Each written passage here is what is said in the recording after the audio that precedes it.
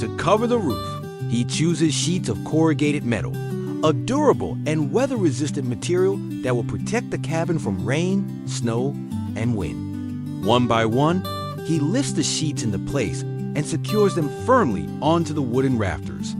As each piece is laid down, the sharp metallic sound echoes through the forest. The shiny surface of the metal catches the light, contrasting with the natural wood beneath, giving the cabin a rugged yet reliable look.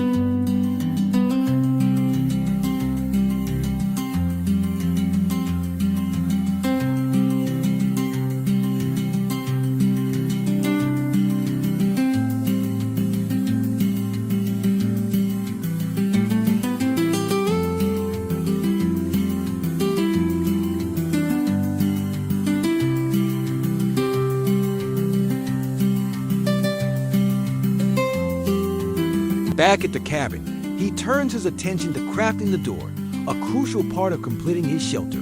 He lays the smaller logs out on the ground and begins the labor-intensive process of splitting each one down the middle, lengthwise. Using a sharp axe and a wooden wedge, he strikes with steady rhythm, his movements controlled and deliberate. The sound of cracking wood echoes through the trees as the logs give way, splitting cleanly into two halves. It's a slow and methodical task, but essential. These half pieces will become the panels for the door, and each one must be as even and straight as possible.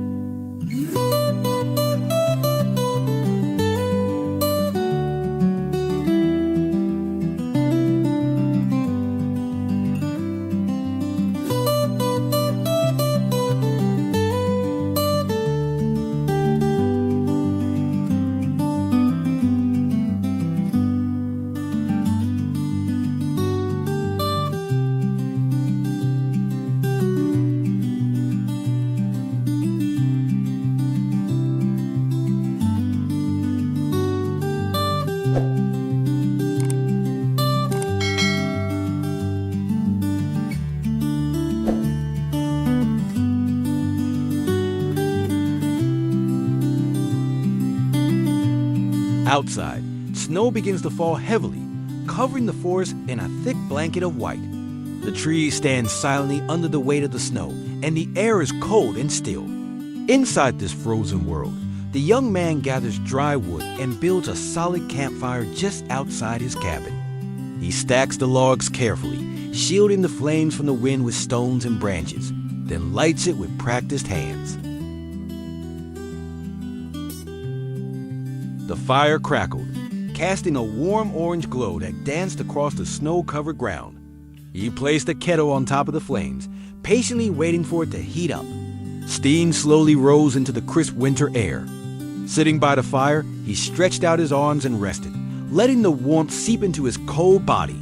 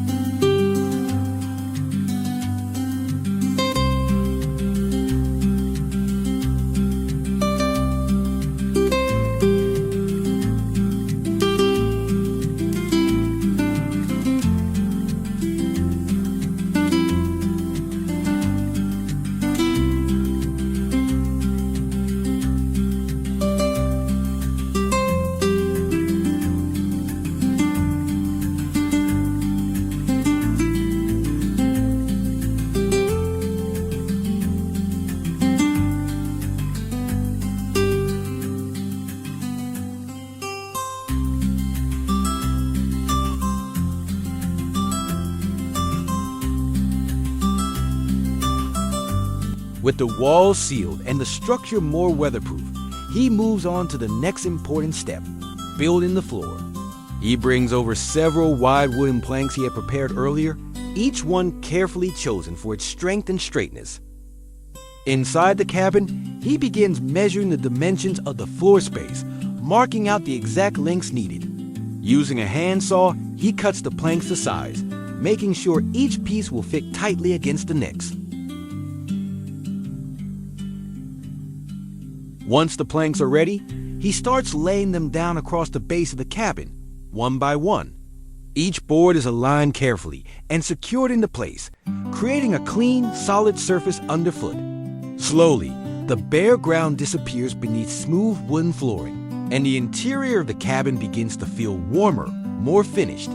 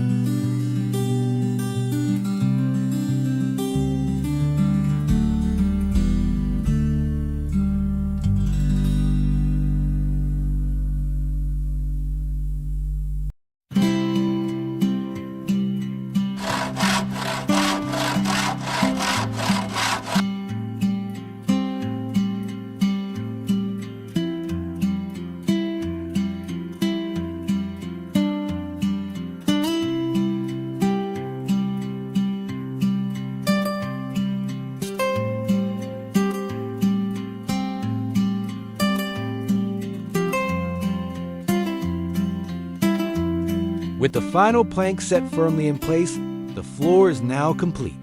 The cabin feels warmer, more secure, no longer just a shelter, but a home beginning to take shape. Satisfied with the progress, he steps outside once again. The fire he lit earlier still glows softly, embers pulsing beneath a thin layer of ash. Taking out a small pot and some simple ingredients, he begins to prepare a meal. Over the open flame, he cooks slowly and calmly, stirring with care as steam rises into the crisp winter air. The warmth of the fire and the smell of food fill the space around him, bringing a sense of peace and reward after hours of hard work. As he sits beside the fire to eat, snow continues to fall silently through the trees. In that moment, with a warm meal in his hands and a sturdy cabin behind him, he finds a quiet contentment in the heart of the wilderness. Thank you for accompanying him on this journey. If you like, don't forget to leave a like and a subscription so you don't miss the next videos. Goodbye and see you again.